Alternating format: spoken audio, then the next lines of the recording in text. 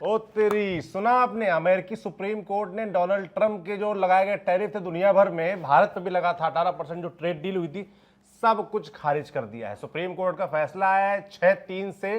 Donald Trump के विरोध में फैसला आया है कि जो दुनिया भर में लगे टैरिफ हैं वो अब अवैध हो गए हैं।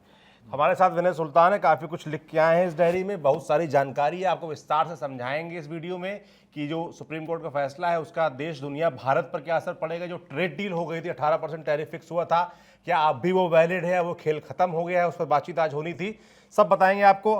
तो सुल्तान, क्या है सबसे पहले सुप्रीम कोर्ट का फैसला समझाओ भाई। मतलब अचानक से लग रहा था कि सर्वे सर्वा है, king of the world type मामला हो गया था डोनाल्ड ट्रंप का कि जो कहेंगे वही होगा। सुप्रीम कोर्ट अपने ही अमेरिकी सुप्रीम कोर्ट से झटका।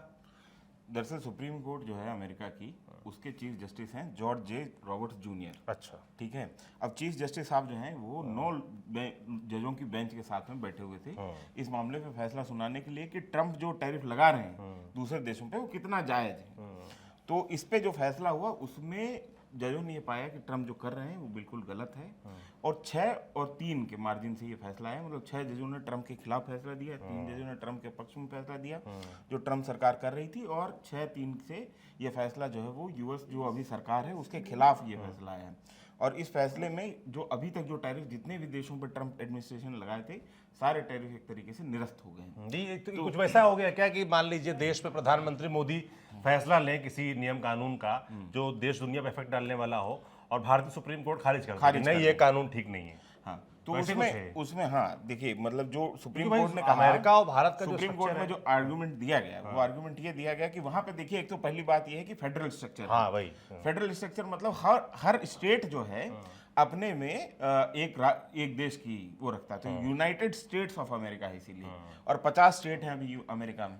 जो मेरे गुरु जी थे अपने कॉलेज के ज़माने में, वो फेडरल स्ट्रक्चर को बहुत अच्छे समझाते थे। अच्छा, कहते थे कि फेडरल स्ट्रक्चर का मतलब बाबू समझो कि वो एक लहसुन है। अच्छा, मतलब तमाम कलियां साथ में भी हैं एक सेंटर के साथ में फेडरल स्ट्रक्चर, लेकिन सब अपने आप में अलग अलग हैं।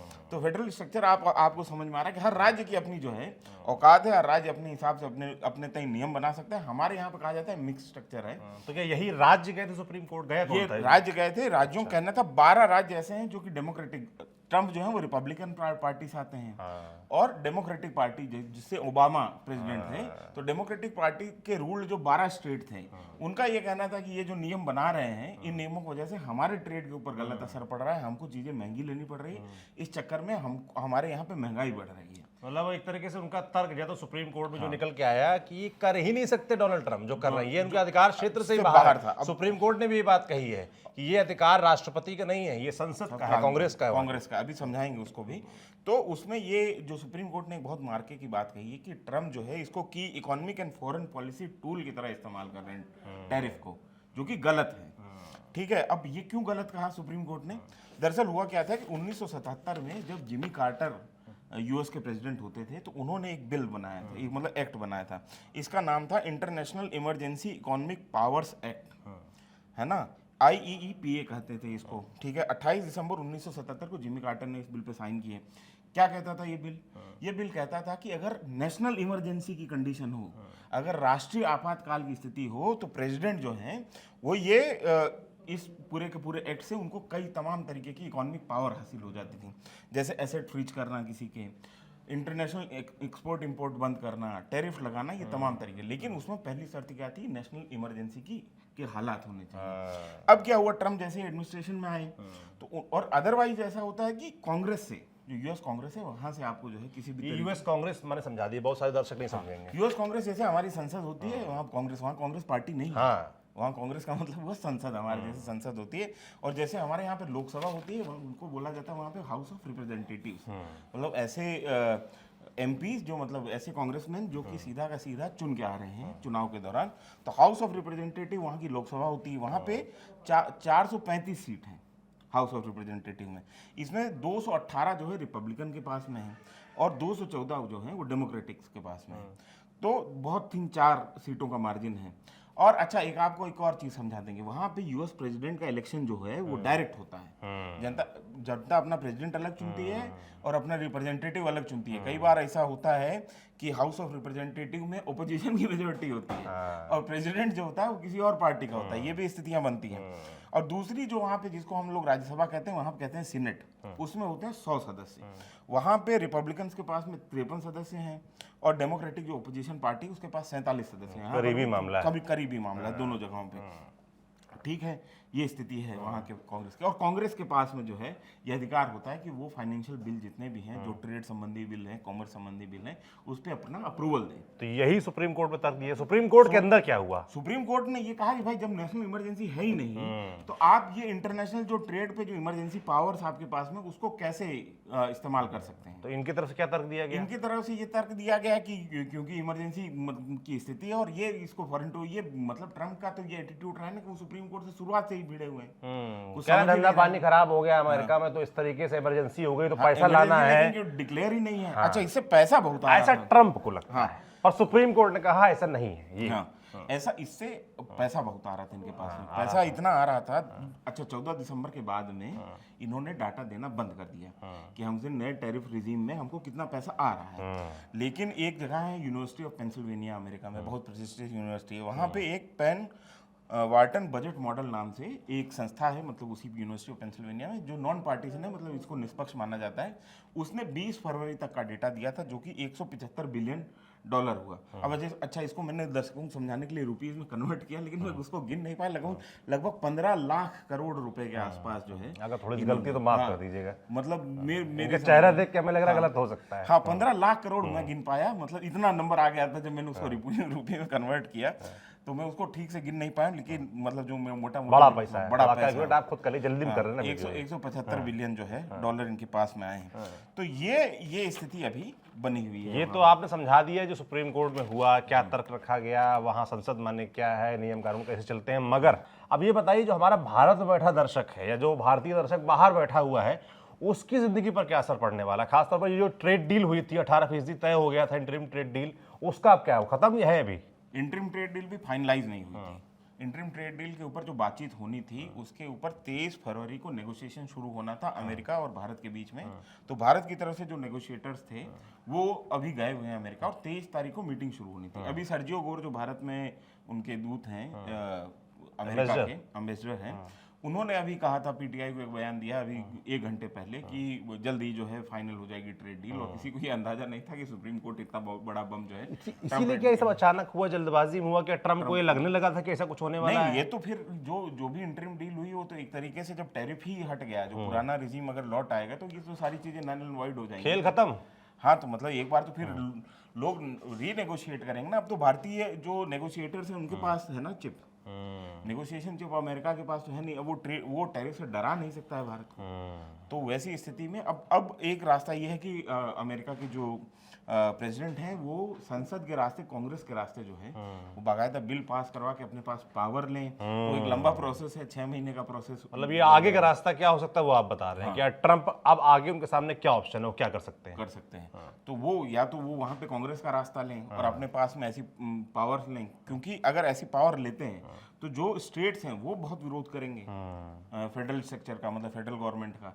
तो ये स्थिति वहां पे ट्रम्प क्या उसको संसद में पास कराने की स्थिति में है? क्योंकि अगर मेजॉरिटी जो एक आम नागरिक की तरह, आम भारतीय को ये लगेगा ना कि अगर होते ही उनके हाथ इतनी सत्ता ताकत होती, शक्ति होती, तो क्यों फिर वो अपने ही थ्रू करते, फिर वो संसद के थ्रू ही करते? वो मतलब कुछ कॉम्प्लिकेशन उसकी रही होगी। मैं भी उसका बहुत जानकार नहीं हूँ। मैं तो मोटा मोटी आपको समझाने के लिए आया था और बहुत जल्दी में हम लोग वीडियो शूट कर रहे हैं तो बहुत पढ़ने का समय नहीं मिला। लेकिन मेजोरिटी हम लोगों को तो दिख रही है, तो मतलब 4 ही 5 की हो। लेकिन वहाँ पे किस तरीके से ये जो फाइनेंशियल और मनी बिल पास होते हैं, जो है ऐसा विषय है जिससे हम थोड़ा विस्तार से समझेंगे, फिर आपको समझाएंगे। क्योंकि हम लोग विशेषज्ञ नहीं, तो अभी इस पे कमेंट करना बिल्कुल अपने दर्शकों के साथ जो है विश्वासघात करना होगा। मतलब बिना जाने वो नहीं करेंगे हम, वो कर नहीं सकते हैं। तो कुल मिला के ये भारतीय जो ट्रेड डील थी वो अटक गई। दुनिया भर में जो तमाम टैरिफ लगाया जा रहा था वो खत्म हो गया है। और अब आगे क्या होगा, ट्रम्प इसको आगे किस तरीके से पास कराएंगे, नहीं करा अभी तक पाएंगे। ये कहा जा रहा था सौरभ कि दुनिया को जो है ट्रम्प रिजीम के साथ में एडजस्ट करना पड़ेगा। हाँ, अब ये हो गया है कि ट्रम्प को सुप्रीम कोर्ट के साथ में एडजस्ट एकदम करना किंग पड़ेगा। ऑफ द वर्ल्ड टाइप मामला हो मामला गया हुआ, था। क्योंकि H1B वीजा के ऊपर भी इनकी बहुत जो है सुप्रीम कोर्ट से जो है बहुत टसल चली थी और तमाम सारी चीजों में बहुत टसल चली थी। तो वैसी स्थिति है, सुप्रीम कोर्ट और जो है वहाँ पे एक तरीके से सरकार लंबे समय सामने सामने है और ट्रम्प जो है लगातार चैलेंज कर रहे हैं सुप्रीम कोर्ट की अथॉरिटी को। अब आने वाले समय में यूएसए के अंदर क्या राजनीतिक उथल पुथल होती है वो भी देखने लायक है। और खास तौर पे उस वक्त ये फैसला हुआ जिस वक्त ईरान और यूएसए और इजराइल वॉर के कगार पे खड़े हुए हैं और उन्होंने 1 मार्च तक का समय दिया है ट्रम्प ने ईरान को कि या तो वो हमारे साथ डील नेगोशिएट करें, अदरवाइज फिर वो कॉन्सिक्वेंसेस के लिए तैयार हो सके। और तीसरी बात ये कि क्योंकि हम लोग अभी बंगाल चुनाव में अटके हुए हैं, दूसरी सारी तमाम तैयारियां चल रही हैं, इस वजह से हम आपको लगातार अपडेट नहीं कर पाते हैं। लेकिन अभी स्थिति ये है कि यूएसए ने जितना ज़्यादा बिल्डअप वहाँ पे किया है ईरान के पास में, चाहे वो स्ट्रेट ऑफ हर्मुज के आसपास हो, चाहे मिडिल ईस्ट में हो, इतना बड़ा बिल्डअप जो है वो इतिहास में यूएसए में दिखाई नहीं दिया। मतलब बहुत बड़े पैमाने पे जो है एक्सरसाइज चल रही है, ट्रूप्स डिप्लॉय हो रहे हैं, वॉरशिप डिप्लॉय हो रही है ईरान के अगेंस्ट, और ईरान भी उसी तरीके से उसी किस्म का डिप्लॉयमेंट कर रहा है। तो अगर ये वॉर छोटी सी चिंगारी अगर लग जाती है और ये वॉर होगा तो ये वॉर बहुत लंबा और भयंकर होगा। और इससे क्या होगा कि आप ये समझिए कि इस वॉर को करने से इकोनॉमिक क्या असर पड़ेंगे।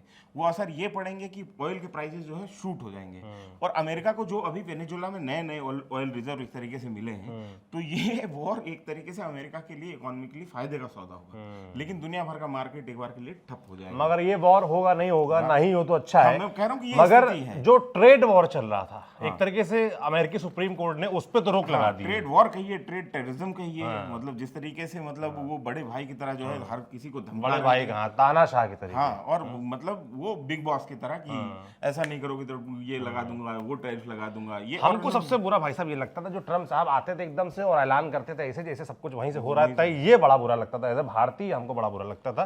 तो ये उस पर भी थोड़ी लगाम अब लगेगी कहीं भी कुछ। आज भी ऐसे ऐलान कर रहे थे ट्रम्प साहब कि मैं 200% टैरिफ का धमकी दी थी भारत पाकिस्तान को, और उसके बाद फिर डील कराई 100% टैरिफ। उन्होंने कहा भी कि रशिया से अगर हम ऑयल लेंगे तो 100% कर दूंगा टैरिफ, और इस तरीके की जो धमकियां लगातार दे रहे थे। तो जो सुप्रीम कोर्ट ने लगातार कहा कि economic and foreign policy tool की तरह जो है ये टैरिफ। अच्छा, ये एक मेरे मन में और विचार सवाल आ रहा है कि भारतीय जो दर्शक है, हमारा जनता है, हिंदुस्तान के लोग, ये जो सुप्रीम कोर्ट का फैसला आया है, टैरिफ खत्म हो गया, खुश हों उससे? क्या मतलब रिएक्शन कैसा होना, क्या होना चाहिए हमारा? रिएक्शन तो अब रिएक्शन वैसा होगा जैसी स्थितियां आगे बनेगी। अभी तो एक बार जो है, अभी आप ये समझिए कि अभी खेल शुरू हुआ है। अभी तक ये हुआ था कि एक इनिंग खेली गई, उसके बाद बारिश आ गई। तो अब अगला मैच कैसे शुरू होगा? तो आपको याद है कि एशिया कप का जो है एक बार फाइनल हुआ था श्रीलंका में, और 3 बार जो है श्रीलंका ने बैटिंग की और भारत की बैटिंग आती थी, 1-2 ओवर खेलते थे और बारिश आ जाती थी, तो 3 बार वो मैच जो है वो रद्द हुआ। तो वैसी स्थिति जो है इसकी बन गई है, वो एशिया कप के मैच की तरह